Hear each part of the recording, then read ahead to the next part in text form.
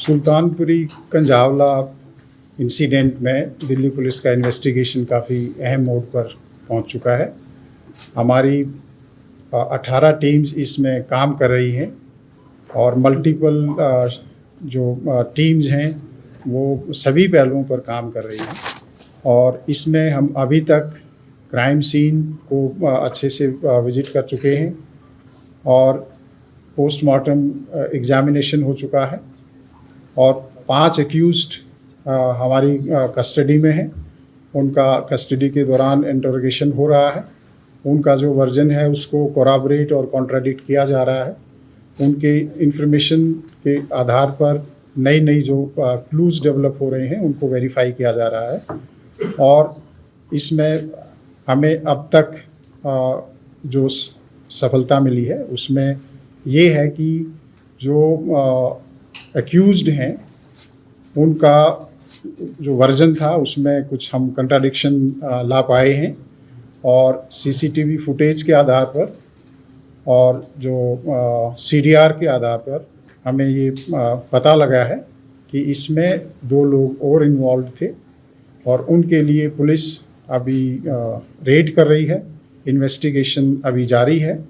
इसमें एक sustained interrogation के आधार पे ये पता लगा है हमें कि जो दीपक था वो उसने अपने आप को ड्राइवर बताया था, लेकिन इंटरोगेशन के दौरान हमें पता लगा है कि एक्चुअली जो गाड़ी थी वो अमित ड्राइव कर रहा था और ये इसके हमारे पास साइंटिफिक एविडेंस हैं और 2 लोग जो जिन्होंने ये आइडेंटिटी किसी की कंसील करने की कोशिश की थी, ये ड्राइवर नहीं था अमित, उसके जो सहयोगी हैं उनको इस केस में एक्यूज बनाया गया है। अभी हमारी टीम इन्वेस्टिगेशन रेड्स कर रही हैं। इसके साथ साथ जो तमाम पहलू हैं, नई चीज़ें इसमें डेवलप हो रही हैं, जैसे सीसीटीवी फुटेज हमें मिल रही है, उसका एग्जामिनेशन हो रहा है। आई विटनेस जो हमें मिली है उसकी स्टेटमेंट 164 की हो चुकी है। इसके अलावा जो फॉरेंसिक की रिपोर्ट है अभी उसका हमें इंतज़ार है। इन्वेस्टिगेशन में अभी कुछ पहलू हैं जिन पे अभी काम चल रहा है और पोस्टमार्टम रिपोर्ट जो है उसकी फाइनल रिपोर्ट अभी आनी बाकी है। और इसके अलावा जो हमारे जो सीसीटीवी कैमरा के कुछ टाइमिंग्स हैं जिसमें जो कहीं पे सिंक्रोनाइजेशन लगता है कि टाइमिंग अलग अलग है, उसकी प्रॉपर मैचिंग जारी है। और जो इन्वेस्टिगेशन हुआ है उसके जो कुछ महत्वपूर्ण बिंदु ये हैं कि जो एक्यूज्ड पार्टी है और जो इसमें डिसीज्ड है उसका कोई कॉल डिटेल के आधार पर और जो अब तक इन्वेस्टिगेशन हुआ है कोई पुराना लिंक नहीं है, कोई पुराना कनेक्शन इसमें अब तक हमें नहीं मिला है। इसके साथ साथ जो एक्यूज्ड हैं और इसमें जो हमें आई विटनेस मिली है उसके भी जो सीडीआर का एनालिसिस है और जो अब तक हमारी एविडेंस है उसके आधार पर कोई पुराना कनेक्शन नहीं मिला है। पोस्टमार्टम एग्जामिनेशन में आपको पहले ही बताया जा चुका है कि कोई भी इस तरह की इंजरी नहीं मिली थी जो कि सेक्सुअल असॉल्ट को इंडिकेट करती हो। इसके अलावा इसमें जितने भी पहलू हैं उनको जल्दी ही पुलिस रैप अप करने की कोशिश कर रही है। कुछ जो इसमें इन्वेस्टिगेशन बकाया है उसके लिए आज हमारे पास जो एक्यूज्ड हैं उनको दोबारा से पीसी ऑब्टेन करने के लिए दिल्ली पुलिस पेश करेगी और दोबारा से कस्टडी ऑब्टेन करेगी। 2 एक्यूज्ड हैं उनको अभी हम अरेस्ट करने के लिए कोशिश कर रहे हैं। जल्दी ही हमें इसमें कामयाबी मिलेगी और इसके साथ साथ जो जितना एविडेंस है उसका एनालिसिस करके बहुत ही जल्दी लीगल ओपिनियन, हाई लेवल की लीगल कंसल्टेशन करके बहुत ही जल्दी इसमें पुलिस चार्जशीट तैयार करेगी, एक स्ट्रॉन्ग चार्जशीट बनाएगी ताकि जो एक्यूज्ड हैं उनको कड़ी से कड़ी सज़ा मिल सके। आरोपियों का बयानों में विरोधाभास है तो क्या लाई डिटेक्टर टेस्ट भी करवा सकती है दिल्ली पुलिस? इन्वेस्टिगेशन एक ऑनगोइंग और डायनेमिक प्रक्रिया है। अभी मैंने बताया कि इसमें कुछ पहलू बाकी हैं। इन्वेस्टिगेशन अभी जारी है और अगर किसी तरह की हमें रिक्वायरमेंट हुई तो जो जितने भी इन्वेस्टिगेशन की रिक्वायरमेंट हैं जो प्रोसेसेस हैं उसके तहत हम कार्रवाई करेंगे। विधि ने बोला था शराब के नशे में थी, तो ये क्या मेरे पे रुका है सर? एक हाँ, क्या क्वेश्चन? विधि ने बोला था उसकी दोस्त ने कि वो शराब के नशे में थी उस रात, तो निधि खुद या नहीं पीड़िता के बारे में जो आई विटनेस है, वो आई विटनेस का जो स्टेटमेंट है 164 में हमने दर्ज कराया है, उसकी जो कंटेंट है वो मैं आपको रिवील नहीं कर सकता। उसने कहीं कोई प्राइवेट स्टेटमेंट दी है, उसके बारे में मेरे लिए कुछ कहना संभव नहीं है। सागर सर 3 सवाल। इसके अलावा जो पोस्टमार्टम एग्जामिनेशन की फाइनल रिपोर्ट आएगी, उसके आधार पर हम कह सकते हैं कि पी थी या नहीं पी थी। वैसे भी अगर कोई ड्रिंक करता है या नहीं करता है, इस केस में कोई रेलेवेंस नहीं रखता, क्योंकि 304 आईपीसी का केस है, तो वो एक फैक्ट इरेलीवेंट है और वो हमारे लिए कोई बहुत रेलेवेंट फैक्टर सर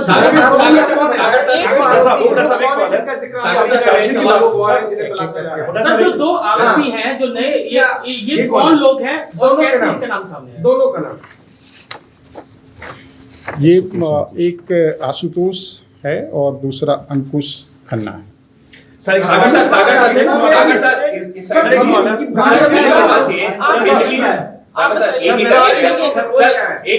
निधि को लेकर के 3 सवाल है। पहला मैं एक सेकंड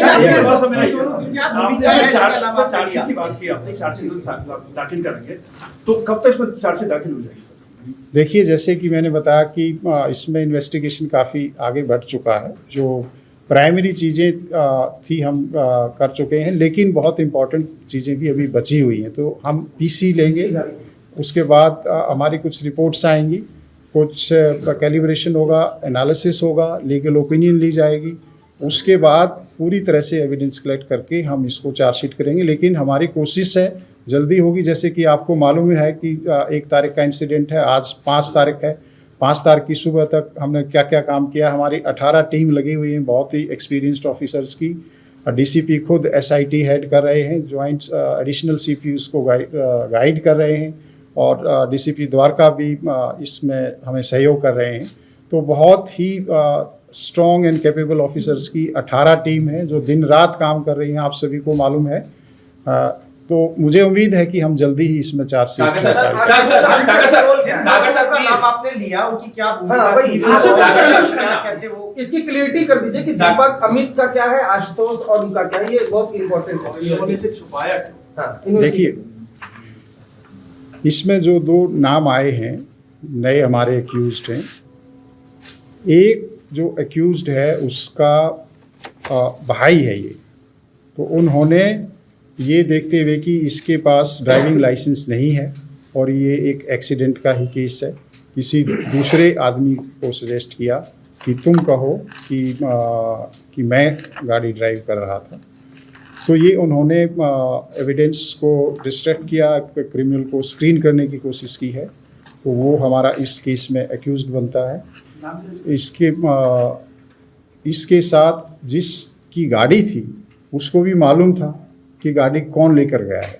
गाड़ी दीपक लेकर नहीं गया था, गाड़ी दूसरा लेकर गया था। तो उसने भी जो पुलिस है उसको एक तरह से मिस इन्फॉर्मेशन दी है और इसमें अक्यूज्ड को हेल्प करने की कोशिश की है। 3 सवाल दिए प्लीज। क्या अमित के पास मैं सभी का जवाब दूंगा। रिलैक्स कीजिए, आप रिलैक्स कीजिए, पहले इसको कंप्लीट करने दीजिए। इसका एक मिनट से कंप्लीट। जब ये एक्सीडेंट हुआ और जहां गाड़ी लास्ट तक गई, उस दौरान ये दोनों कहीं थे या बाद में ऐड हुए? 2 कैसे ऐड हुए? ये 2 लड़के जो नए आए हैं, इनका रोल क्या सिर्फ नाम छुपाया ड्राइविंग के चक्कर में, या जो भी इंसिडेंट हुआ एक्सीडेंट का उनमें कहीं इनकी इन्वॉल्वमेंट थी, बीच में उतर गए? कार में बैठे थे कि नहीं? एंट्री कहां से? मैं इसको कंप्लीट कर लेता हूँ। इसमें इन दोनों में से कोई कार में कहीं हमारे पास अभी तक एविडेंस नहीं आया है। इन्होंने एक तरह से इनको स्क्रीन करने की कोशिश की है, मिस इन्फॉर्मेशन किया है, इनको हेल्प किया है। जिन्होंने क्राइम किया, जिन्होंने इतना ग्रूसम क्राइम किया है, उनको प्रोटेक्ट करने की कोशिश की है। तो ये एक क्रिमिनल ऑफेंस अपने आप में बनता है। तो इसलिए हमारी बहुत सी टीम्स अभी लगी हुई हैं, इनको भी हम अरेस्ट करेंगे, फिर इनका फर्दर सस्टेन्ड इंटरोगेशन होगा और उसके आधार पर इन्वेस्टिगेशन आगे बढ़ेगा। इसके साथ साथ कि ड्राइविंग लाइसेंस नहीं था अमित के पास, अभी तक जो इन्फॉर्मेशन है वो नहीं था। अगर बाकी इन्वेस्टिगेशन अभी जारी है, फाइनली कुछ उसमें होगा तो हम आपसे फिर शेयर करेंगे। सर, निधि को लेकर के 2-3 सवाल उठ रहे हैं। पहला सवाल, परिवार कह रहा है कि निधि का रोल सस्पिशियस है, 302 का मुकदमा दर्ज होना चाहिए। दूसरा सवाल, जो निधि की मां कह रही है कि निधि ने खुद ये बताया कि ये गाड़ी को आगे पीछे करके पीड़िता के ऊपर चढ़ाया गया, मृतका के ऊपर चढ़ाया गया। क्या 302 का मुकदमा बनता है? तीसरा सवाल उसी से जुड़ा हुआ, निधि का स्टेटमेंट कितना रिलायबल मान रही है पुलिस, क्योंकि 164 का बयान दर्ज करवाया है। क्या निधि जो इस मामले में सिर्फ एक गवाह है या उसका भी रोल अभी कहीं पर सवाल की घेरे में? अभी तक जो पुलिस का इन्वेस्टिगेशन है, इसमें आपको सभी को मालूम है कि आपके दिमाग में भी बहुत से क्वेश्चंस थे, हमारे दिमाग में भी बहुत क्वेश्चंस थे कि ये क्या कोई इसके साथ और था या कहाँ से ये आई थी, लास्ट सीन कौन था, ये सारे तमाम क्वेश्चंस आपके दिमाग में भी थे, हमारे दिमाग में भी थे। तो इसलिए पुलिस इस मामले में लगी हुई थी। सारी छानबीन के बाद एक हमें पता लगा कि ये लास्ट लोकेशन कहाँ आ रही थी लड़की की। हमने वो स्पॉट आइडेंटिफाई किया, वहाँ से कुछ हमें क्लू मिले कि यहाँ से ये लड़की किसी और के साथ बैठकर कहीं आ रही है। तो उसके थ्रू हम आई विटनेस तक पहुँचे हैं, जो कि सीसीटीवी फुटेज है। इसके साथ साथ जहाँ पर ये दोनों लड़कियाँ थी, वहाँ पर जो होटल है उसका रिकॉर्ड है, उसका डॉक्यूमेंट्री एविडेंस है, इसके नाम बुक है, इसने बुक कराया है, उस तरह की डिटेल हमारे पास है। तो लास्ट सीन हमने इस्टेब्लिश किया, बिकॉज कहीं भी कोई भी जब कोई इस तरह का हादसा होता है, मिसिंग है या कोई मर्डर है, तो हमारे लिए ये बहुत इम्पॉर्टेंट है कि लास्ट में कौन था या कोई आई विटनेस है इसका। तो लास्ट सीन को ट्रेस करते हुए हम इस स्टेज तक पहुँचे हैं कि जो निधि है वो इसमें एक बहुत अहम विटनेस है। और आप सभी को मालूम है कि इस तरह के केसेस में जो विटनेस होते हैं उनको भी एक तरह से अच्छे से एग्जामिन करना, उसको हमारी बहुत ज़रूरी एक प्रक्रिया है। और जैसे ही हमें लगा कि ये एक हमारे पास अहम एविडेंस है और बहुत ही ये सही एविडेंस है, हमने 164 CRPC के तहत कोर्ट में एविडेंस कराया है, ताकि कोई ये एलिगेशन आए कि ये पुलिस की स्टेटमेंट है या पुलिस ने इसको ट्यूटर किया है। वो एक इंडिपेंडेंट एजेंसी है, आप सबको मालूम है, वहाँ का प्रोसीजर सबको मालूम है। मुझे खुद पर्सनली उस जो रिपोर्ट है उसके कंटेंट नहीं मालूम है, पर इतना मालूम है कि हमारा जो इन्वेस्टिगेशन है उसमें सपोर्ट मिल रही है और इसमें इन्वेस्टिगेशन की प्रक्रिया जारी है। जहाँ तक उसको बताने वाली बात है या इसने क्यों नहीं रिपोर्ट किया, ये क्वेश्चन हमारे दिमाग में भी आता है कि नॉर्मली आप कोई भी हादसा होता है तो उसमें आप इन्फॉर्म करते हैं और या आप पुलिस को इन्फॉर्म करते हैं या किसी रिश्तेदार को बताते हैं। हमारे दिमाग में भी है, हमने भी काउंसलिंग की है, पूछा समझने की कोशिश की है। कई बार कोई ट्रॉमा हो सकता है, कई बार कोई दूसरी वजह भी हो सकती है। तो सभी पहलुओं पर इन्वेस्टिगेशन अभी हो रहा है, क्योंकि ये एक ओपन एंडेड प्रक्रिया है जब तक कि हम फाइनली चार्जशीट फाइल नहीं कर सकते। और इनफैक्ट उसके बाद भी सप्लीमेंट्री चार्जशीट का प्रोविज़न हम रख सकते हैं। इसके अलावा कि इन्होंने अपनी मदर को बुलाया, बताया कि ऐसा हुआ, उस पहलू पर भी हम इन्वेस्टिगेशन करेंगे, कि पूछेंगे कि क्या सिचुएशन थी, क्या वो सही बात है नहीं है, और उसमें क्या क्या अटेम्प्ट हुई किसी को इन्फॉर्म करने की या नहीं हुई। वो एक इन्वेस्टिगेशन है, उस पर हम आगे काम करेंगे। जो बुक था वो निधि के नाम पर था, तो क्या निधि ने इस लड़की को बुलाया था, जो मृतका है उसे बुलाया था निधि ने, या ये कहानी क्या है? क्योंकि 4 लोगों का भी इन्वॉल्वमेंट था पहले, कल परिवार तमाम चीजों पे सवाल भी उठा था। देखिए, not relevant to investigation. Sir 302 वाला अगर आप 302 का मामला कहीं से बन रहा है, क्योंकि परिवार ये भी मांग कर रहा है कि 302 का मामला बनना चाहिए। और जिस तरीके से जो चीजें सामने आ रही है, चाहे वो निधि की मां का बयान हो, क्या नया सेक्शन ऐड हो सकता है क्या? देखिए, जो जिस तरह से हमारे पास अभी डिटेल आ रही है और इन्वेस्टिगेशन में हमें स्टेटमेंट्स के माध्यम से या दूसरा इंटरोगेशन के माध्यम से पता चल रहा है कि ये जो इंसिडेंट है, it's a very gruesome incident. और इसके लिए कि सही मायने में जो विक्टिम है अंजलि है उसको जस्टिस मिल सके, तो हमारे लिए ये बहुत ज़रूरी है कि हम जो एविडेंस है वो कड़े से कड़ा एविडेंस, सख्त से सख्त एविडेंस इकट्ठा करें और जो बिल्कुल सही एप्रोप्रिएट सेक्शंस हैं उनमें हम चार्जशीट तैयार करें। इसके लिए हमारे पुलिस अधिकारी बहुत जो एक्सपीरियंस्ड लोग हैं वो लगातार इस पे चर्चा कर रहे हैं और जो लीगल एक्सपर्ट्स हैं उनकी भी ओपिनियन ली जा रही है और इसमें एक स्पेशल पब्लिक प्रोसिक्यूटर भी अपॉइंट किया जा रहा है ताकि किसी भी तरह से ये जो केस है हमारे कोई ये कोलैप्स ना करे, फेल ना हो, कोई इसमें कोई लूप होल ना रह जाए, इन्वेस्टिगेशन पॉइंट ऑफ व्यू से and legal point of view से। 302 लगना या 304 लगना ये एक लॉ का मैटर है, इसमें मेरे चाहने से या किसी और के चाहने से बिना एविडेंस के, बिना फैक्ट एंड सर्कमस्टांसिस के नहीं हो सकता है। इसका पूरी तरह से उसके लिए, मर्डर के लिए आप सभी को मालूम है एक मोटिव होना बहुत ज़रूरी होता है, एक इंटेंशन होना बहुत ज़रूरी होता है।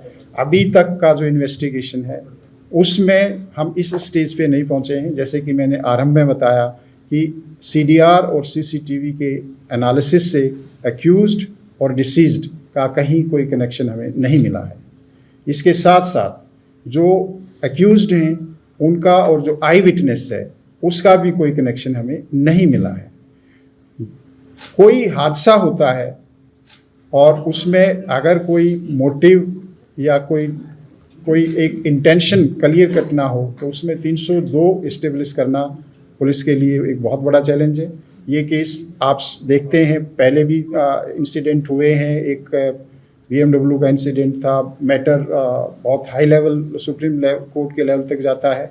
304, 302, 304A ये लीगल इश्यूज हैं, पुलिस को जो लॉ के तहत कार्रवाई करनी पड़ती है।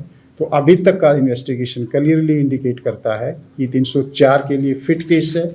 उसके लिए भी हमें बहुत ही स्ट्रॉन्ग एविडेंस इकट्ठे करने हैं और वो काफ़ी कुछ हमारे पास आ चुके हैं और काफ़ी एविडेंसेस और अब हम इकट्ठा करेंगे। 304 और 304 कोर्ट में टिक पाएगा, इतने सबूत पुलिस इकट्ठा कर लेगी कि जो धाराएं लगाई हैं उनको कोर्ट में। मुझे पूरा विश्वास है कि जिस हिसाब से पुलिस ने इसमें इतना फास्ट इन्वेस्टिगेशन किया है और फर्स्ट कोई ही 5 अक्यूज अरेस्ट कर लिए गए थे और उसके बाद पोस्टमार्टम एग्जामिनेशन, उनका फॉरेंसिक एग्जामिनेशन, सारे जो एविडेंसेस कलेक्ट हुए हैं, पुलिस को पूरा विश्वास है कि हम इसमें एक बहुत ही स्ट्रॉन्ग केस बनाने में सफल होंगे। सर क्या एक्यूज को पता था कि गाड़ी के नीचे कुछ फंसा हुआ है? ये कुछ पता चल पाया? कब पता लगा उनको?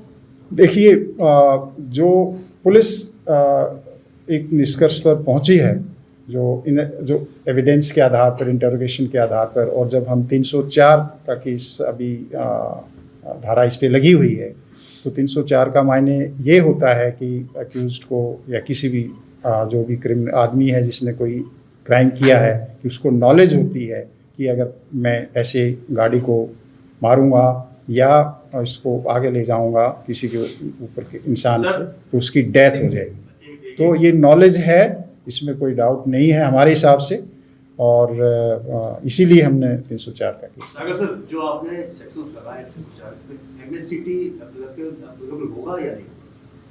देखिए, जो एमएससीटी की क्या सेक्शंस एप्लीकेबल होंगे, 304 में एमएससीटी बहुत रेलिवेंट नहीं रह जाता है, लेकिन एक ये है कि एप्लीकेबल इसमें रेलिवेंट सेक्शन एमएससीटी के वो भी होंगे। बट एक ये है कि एक ड्राइवर, एज ए ड्राइवर की भी ये रिस्पॉन्सिबिलिटी भी है कि अगर कोई इंसिडेंट हुआ तो उसको पुलिस को बताए। जो इस केस में इन एक्यूज्ड ने पुलिस को नहीं बताया कि उन्होंने ऐसे कोई एक्सीडेंट किया है, इंफॉर्मेशन को छुपाया है। तो जितने भी स्ट्रिक्ट पॉसिबल एक्शंस, एक्ट्स हैं और सेक्शंस हैं, पुलिस वो लगाएगी।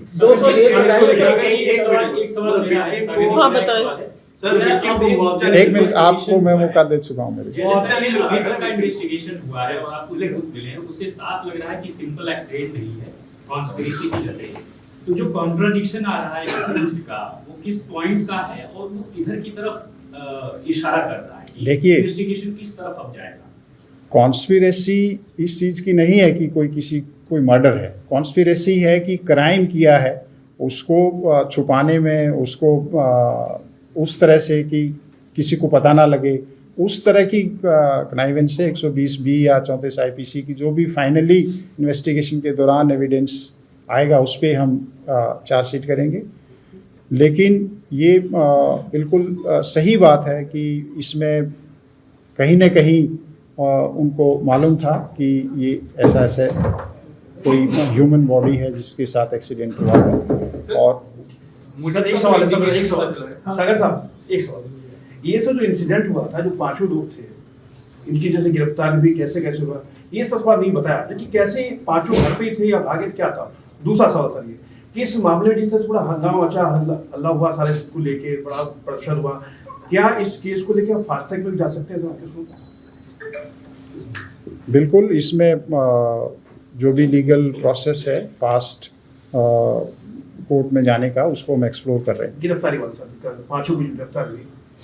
देखिए, जो मैं आपको डिटेल जो इन्वेस्टिगेशन है उसके जो बिंदु हैं उनको मैं नहीं बता सकता, लेकिन मैं मोटे मोटे आपको ये पॉइंट्स बता सकता हूँ कि जो एक्यूज थे उनका हमने पूरा मैपिंग की है कि उनकी CDR की लोकेशंस के आधार पर, और CCTV, इंडिपेंडेंट CCTV, जैसे कहीं एक पेट्रोल पंप पर वो पेट्रोल डलवा रहे हैं गाड़ी में, कहीं पर वो खाना खाने के लिए गए हैं, कहीं वो खाना खाने के लिए उतरे हैं, तो वो जो एविडेंस हैं और CDR डिटेल्स के आधार पे और इंडिपेंडेंट इंटरोगेशन और कोराबोरेशन के आधार पर हमने लोगों को अरेस्ट किया है। और इसी सस्टेन्ड इंटरोगेशन के आधार पर आपके सामने, हमारे सामने हमें शक हुआ कि जो ये क्लेम करता है कि ये ड्राइवर है, वो हम इसी इंटरोगेशन और एविडेंस के आधार पर सामने ला पाए, ताकि जो सही एक्यूज्ड है, क्योंकि किसी भी केस में जब ट्रायल होती है तो वहाँ पर एविडेंस देखा जाता है, और जो सही एविडेंस नहीं है तो इमीडिएटली वो केस फ्लैग करता शुरुआत के बारे में अगर कोई सारे सवाल है, क्योंकि हम लोग जब बात कर रहे हैं, जिन लोगों ने PCR कॉल्स करी हैं और सारी टीम्स हैं, जो सारे जर्नलिस्ट हैं, यही सवाल भी कर रहे हैं, और ये हो रहा है कि PCR कॉल्स आंसर नहीं हुई सही समय पर। अगर हो जाती तो शायद इतना ब्रूटल नहीं होता है पूरा किस्सा। तो क्या कोई इंटरनल इंक्वायरी भी कर रहे हैं आप लोग, जिन्होंने PCR कॉल्स आंसर करने के बाद एक्शन नहीं लिया, कुछ उन पर भी एक्शन लेंगे ताकि कड़ा संदेश जाए कि आगे से अगर ऐसे PCR कॉल्स आए तो उसे थोड़ा सख्ती के साथ, थोड़ा सीरियस तरीके से देखा जाए? सवाल तो पुलिस के लिए आता है। देखिए, जितनी जानकारी मुझे है, मैं अभी जो ब्रीफिंग आप लोगों को कर रहा हूँ वो इन्वेस्टिगेशन के पार्ट पे कर रहा हूँ। ये जो इंसिडेंट है, दिल्ली पुलिस इसको लेकर जो पुलिस PCR का रिस्पॉन्स है उसको लेकर एक इंटरनल इंक्वायरी कर रही है। इसके ऊपर डिस्कशन इंटरनली हो रहे हैं कि ये जो रिस्पॉन्स था वो एक ह्यूमन एरर था या एक प्रोसेस की वजह से इसमें एरर हुआ है। अगर इसमें ह्यूमन एरर है तो उन लोगों को जो भी अप्रोप्रिएट डिसिप्लिनरी इंक्वायरी होगी, एक्शन होगा, वो होगा। और जो प्रोसेस की कमी रही है उसमें हमारे प्रोसेस में क्या इम्प्रूवमेंट हो सकती है, we are very much looking into it. और जैसा आप सभी को मालूम है कि दिल्ली पुलिस जब भी कोई इस तरह का इंसिडेंट होता है तो उसमें ट्रूथफुल एग्जामिनेशन करके और उस चैलेंज से और उस गलती से हम कुछ नई चीज़ सीखते हैं ताकि हमारा सिस्टम इम्प्रूव हो सके। आप सभी को मालूम है कि वो नव वर्ष की रात थी और जितने भी ऐसे बिजी मार्केट्स एरियाज़ होते हैं, मॉल्स होते हैं, जहाँ पे हाई फुटफॉल होता है, तो जो पुलिस की डिप्लॉयमेंट है थोड़ा सा वो डायनेमिक होती है और depending upon the nature of requirement of that particular day हम डिप्लॉयमेंट पैटर्न में थोड़ा सा चेंज करते हैं। कई बार उन एरियाज़ में जहाँ पे आपको लगता है कि डिप्लॉयमेंट कम है, कई बार हमें वहाँ पे बढ़ानी पड़ती है, कई जगह आपको लगता है कि यहाँ ज़्यादा है, कई बार हमें कम करनी पड़ती है।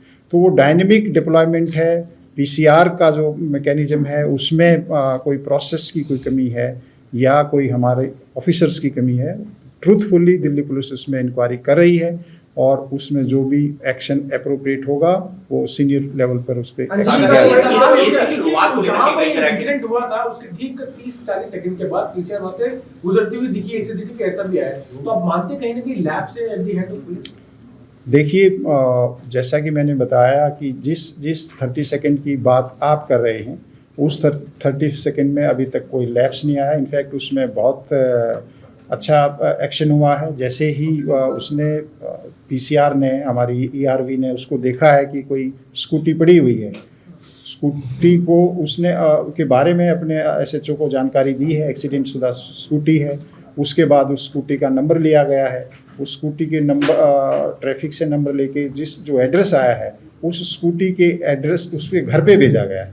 वहाँ पे जो ऑनर है स्कूटी का वहाँ नहीं मिलता है और वो कार्रवाई बहुत पहले तक हो चुकी है, जबकि डेड बॉडी बाद में मिलती है।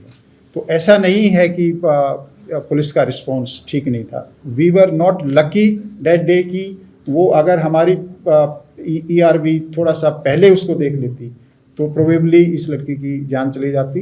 लेकिन this is beyond human control. जब एक किसी ईआरवी ने देखा ही नहीं तो ये उसको ये कहना कि जी कमी रही है, मैं उस पॉइंट पर कितना टाइम अब तक आ रहा है पूरी जांच में, कितने घंटे तक वो गाड़ी घूमती रही, इसका पता चला? इसी का सप्लीमेंटरी भी है। 4 किलोमीटर की शुरुआत में बहुत सारा कंफ्यूजन है। पुलिस की जांच में अब तक क्या क्या है, कितने बजे एक्सीडेंट हुआ, बाकी अब तक ये शुरुआत, क्योंकि अभी तक सिर्फ हियरसे पे कितने बजे ये सीसीटीवी आ गया है, कितने बजे घटना हुई। देखिए मैं बताता हूँ कि जो अभी तक इन्वेस्टिगेशन है, और आपको मालूम है कि जो इलेक्ट्रॉनिक एविडेंस है, सीसीटीवी फुटेज है, उसमें कैलिब्रेशन का इशू रहता है।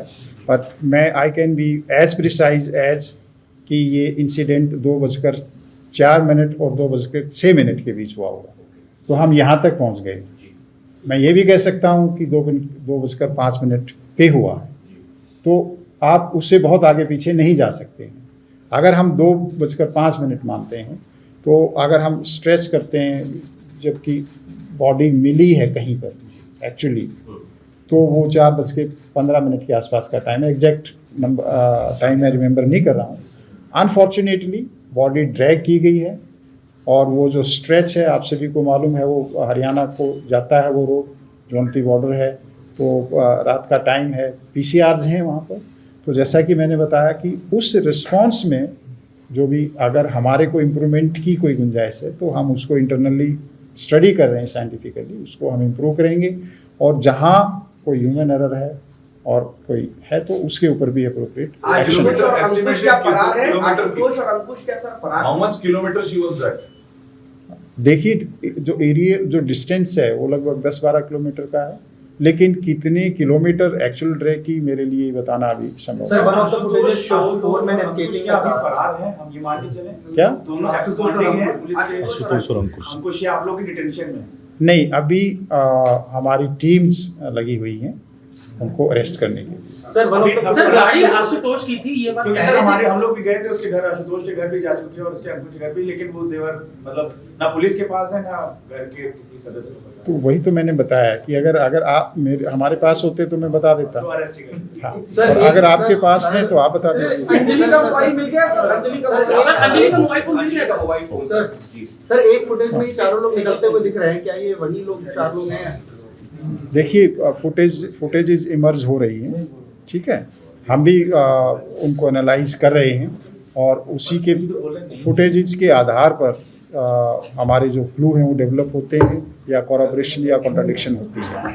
सर आशुतोष का एक बार रोल बता दीजिए एग्जैक्टली क्या है, क्या उसने सबूत, क्या जो ब्लड वगैरह साफ करी, क्योंकि उसी की गाड़ी थी, उसके घर पे गाड़ी लगाई लोगों ने और फिर वो लोग भाग गए पाछू। देखिए अभी जो इंटरोगेशन होगी उसके बाद ही हम आपको थोड़ा सा इसमें और बता पाएंगे। मोटिव का कोई इंडिकेशन क्या मोटिव रहा होगा?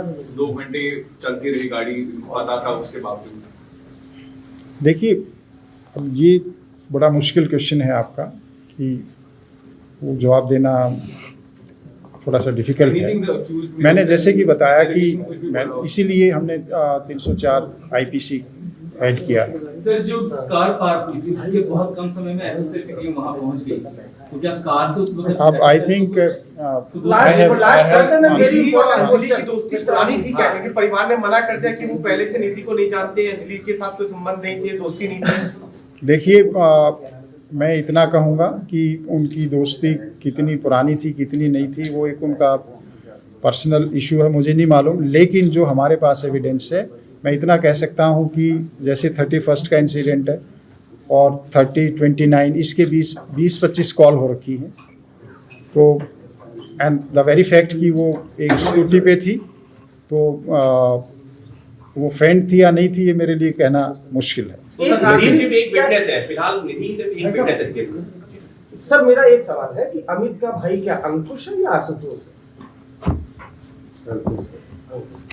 सर निधि सिर्फ एक विटनेस है फिलहाल, निधि को एक विटनेस के तौर पर ही देखा गया है, उसके स्टेटमेंट को एज इट इज रिलाई किया गया पुलिस के द्वारा। वो तो कोर्ट में उसकी स्टेटमेंट रिकॉर्ड है, that's part of investigation. Thank you. गाड़ी टकरी तो अब तक पता Thank you so much. We'll be sharing the updates later on. Investigation is going on.